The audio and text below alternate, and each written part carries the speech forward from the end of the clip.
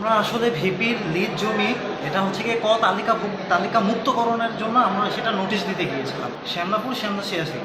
সেখানে আমরা গিয়েছিলাম, আমাদের উপরে হঠাৎ করে কতিপয় লোকেরা, ওরা কয়েকজন এসে আমাদেরকে কোনো রকম কথাবার্তা না বলে অতর্কিতভাবে বললো যে এরা সরকারি, এরা জাল দলিল বানাইছে, এরা সকল ধরনের ইয়ে করছে, আমাদের এখানে ভিটেমাটি ছাড়া করছে, এদেরকে মারো, এদেরকে জবাই দাও, ডিরেক্ট আমাদেরকে জবাই দেওয়ার কথা। আমাদের এখানে দুইজন আমাদের সার্ভেয়ার স্যার ছিলেন, মোহাম্মদ আবুল করিম স্যার, এবং নায়েব স্যার ছিলেন ফুলবাড়িয়া থেকে জাহাঙ্গীর আলম স্যার, যার উপরে মূল ক্ষোভটা ছিল তাদের। এবং পরবর্তীতে আমি অফিস সহায়ক শাহরিয়ার আলম আকাশ, আমার হাতে ভিপি নথি থাকায় আমাকেও তারা অতর্কিতভাবে আঘাত করে।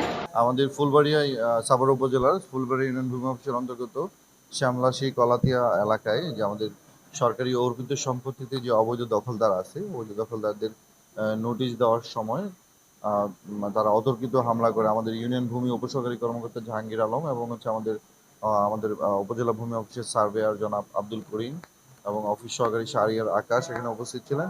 তো তাদের উপর অতর্কিত হামলা করা হয়, যার প্রেক্ষিতে আমাদের উপসহকারী কর্মকর্তা জাহাঙ্গীর সাহেব একটু আহত হন। তো প্রাথমিক চিকিৎসার জন্য আমরা এনাম মেডিকেলে নিয়ে আসা হয়েছে।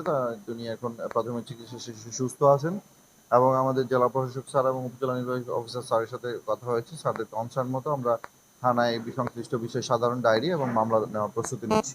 মবের বিষয়ে আমি আমার যে সার্ভেয়ার আছেন উনি সুস্থ আছেন, তো উনি আমাকে যারা যারা হামলা করেছেন তাদের একটা তালিকা তৈরি করে দিচ্ছেন। তো ওই তালিকার ভিত্তিতে আমরা ওই অভিযুক্ত ব্যক্তিদের বিরুদ্ধে আমরা সাধারণ ডায়েরি এবং নিয়মিত মামলায় চলে যাই। আমাকে জানানো হয়েছে, তখন আমি সাথে সাথে ওসি সাহেবকে জানানোর পরে ওনারা রেসপন্স করেছেন এবং পুলিশ গিয়ে ওনাদেরকে উদ্ধার করে নিয়ে আসছেন। এখন পরিস্থিতি শান্ত। এখন যারা হামলা করেছে তাদের বিরুদ্ধে মামলার প্রস্তুতি চলছে। ওইখানে যারা অবৈধ দখলদার আছেন তারা হামলা করেছেন।